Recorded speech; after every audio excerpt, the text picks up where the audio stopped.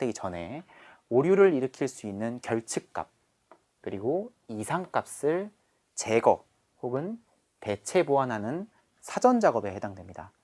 결국은 분석 작업 시작 전에 해야 되는 작업에 해당되기 때문에 가장 필수적이고요. 그리고 중요하고 실제로 빅데이터 분석 과정에서 가장 많은 시간을 할애하고 있는 그런 어떤 영역입니다.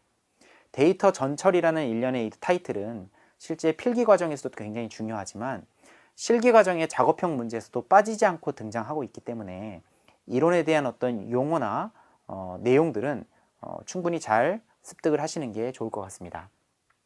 데이터 정제는 근본적으로 분석 결과의 오류를 방지하고 신뢰도를 높일 수 있는 가장 중요한 어떤 목표를 가지고 있죠. 위에서 설명드린 결측값과 이상값에 대한 용어를 한번 짚고 넘어가야 될 것 같은데요.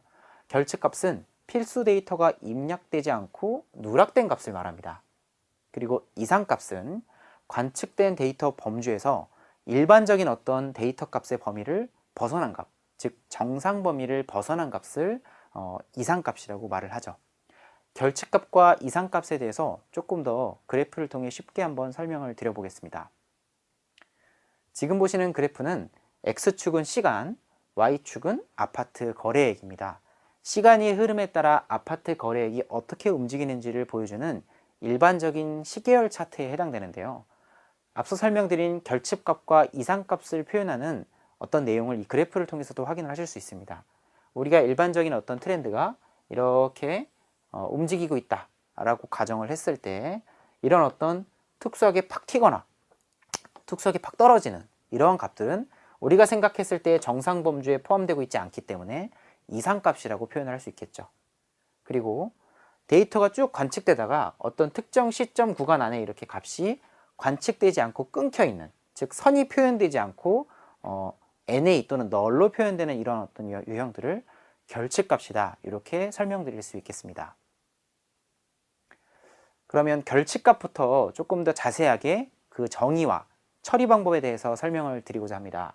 결측값은 필수 데이터가 입력되지 않고 누락된 값이라고 설명을 드렸죠.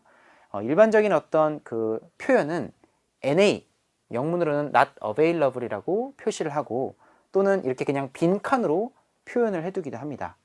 결측값은 분석 결과에 굉장히 큰 영향을 미치는데요.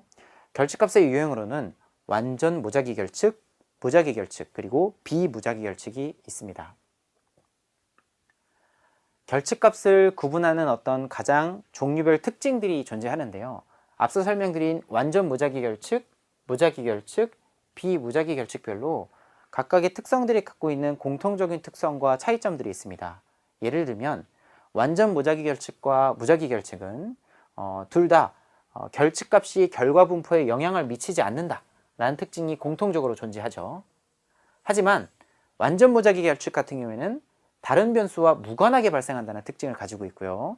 무작위 결측은 다른 변수와 실제로 연관이 있는 특징을 가지고 있습니다.